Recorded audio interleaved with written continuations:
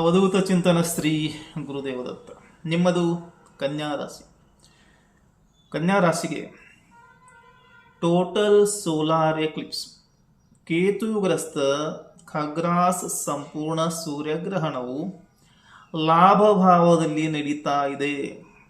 ಲಾಭಭಾವದಲ್ಲಿ August 12ರಂದು ಜರುಗುವ ಸೂರ್ಯಗ್ರಹಣ ಲಾಭಭಾವದಲ್ಲಿ ಜರುಗುವ ಕಾರಣ ಭಾವಾಧಾರಿತ ಫಲಗಳು ಅತ್ಯಂತ ಅದ್ಭುತವಾಗಿ ಸಿಗ್ತವೆ.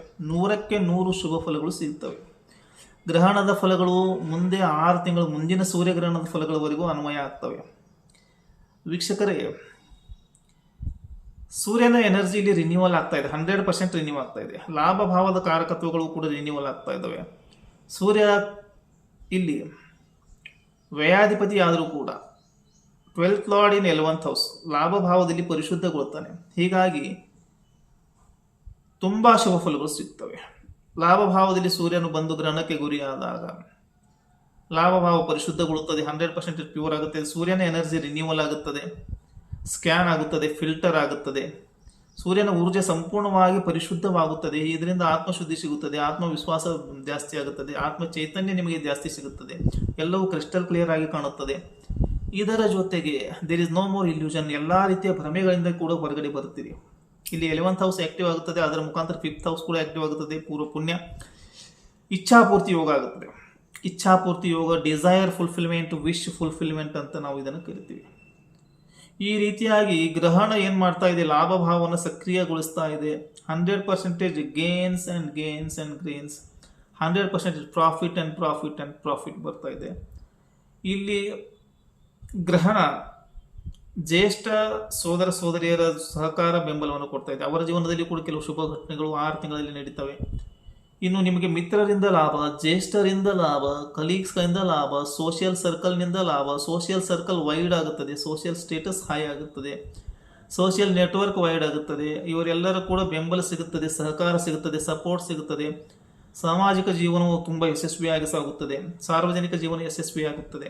ನೇಮ್ ಆ್ಯಂಡ್ ಫೇಮ್ ಸಿಗುತ್ತದೆ. ಇದರ ಜೊತೆಗೆ ಹೆಸರು, ಕೀರ್ತಿ, ಮಾನ ಸನ್ಮಾನ, ಪ್ರತಿಷ್ಠೆ ಜೊತೆಗೆ ವೈರಲ್ ಆಗುವಿರಿ ಸೋಷಿಯಲಿ. ಇನ್ನು ನಿಮ್ಮ ಆತ್ಮವಿಶ್ವಾಸ, ಆತ್ಮಚೇತನ ವೃದ್ಧಿ ಆಗುತ್ತದೆ. ಇದರಿಂದ ಸರಿಯಾದ ನಿರ್ಣಯ ತೆಗೆದುಕೊಳ್ಳುವ ಸಾಮರ್ಥ್ಯವು ಗ್ರಹಣ ನಿಮಗೆ ಕೊಡ್ತಾ ಇದೆ.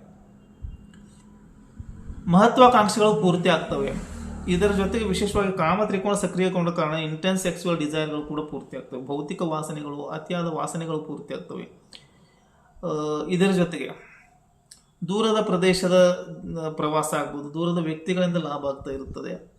ಇನ್ನು ವಿಶೇಷವಾಗಿ ವಿಶೇಷ ಸಂಪ್ರದಾಯದಿಂದ ಬಂದಂಥ ವ್ಯಕ್ತಿಗಳು, ಅವರ ಕಲ್ಚರ್ ಆಗಲಿ, ಟ್ರೆಡಿಷನ್ ಆಗಲಿ ನಿಮ್ಮಿಂದ ಭಿನ್ನವಾಗ್ಬೋದು, ಅಂಥವ್ರು ಫ್ರೆಂಡ್ ಆಗ್ಬೋದು. ಅದರಿಂದಲೂ ಕೂಡ ಒಳ್ಳೆಯ ಅಪಾರ್ಚುನಿಟಿಗಳು ಬರ್ತವೆ.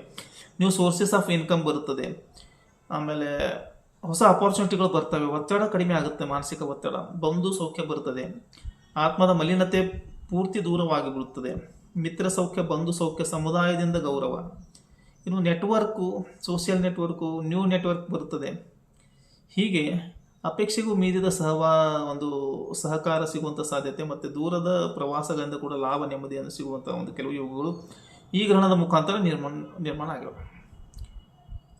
ವೀಕ್ಷಕರೇ, ಮುಂದೆ ಚಂದ್ರಗ್ರಹಣ ಬರುತ್ತೆ. ಚಂದ್ರಗ್ರಹಣ ಅದರ ಫಲಗಳು ಕನ್ಯಾ ರಾಶಿಗೆ ಯಾವ ರೀತಿ ಆಗಿರ್ತವೆ ಅಂತ ನೋಡಬೇಕು. ಹೀಗಾಗಿ ಅದನ್ನು ಕೂಡ ಅಪ್ಲೋಡ್ ಮಾಡ್ತೀನಿ.